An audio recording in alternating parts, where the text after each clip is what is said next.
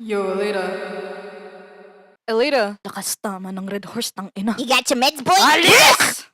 Ay, putan muntik na. Damn, you hit like a bitch. Uy, teka. Asan na tayo? Hoy! Asan yung train? Ah, you're looking for LRT? Oh, wait, the train is just... Oh, wait, no, never mind. We're not in the station. Oops. Sorry, dude. I didn't.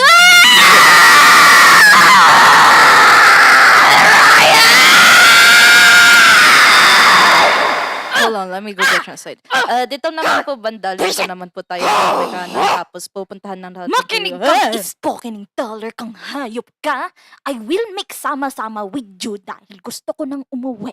Huwag mo akong i-Google Translate dahil alam mo kung anong sinasabi ko. May masarap silang sisig at kung hindi mo ako pinakain ng sisig within the next 20 seconds, sasampalin kita ng tsinelas ko at mararanasan mo ang sakit galing sa Pilipinong babae. Get it? Yes, ma'am. I'm so sorry. I won't do it again, ma'am. Tara na!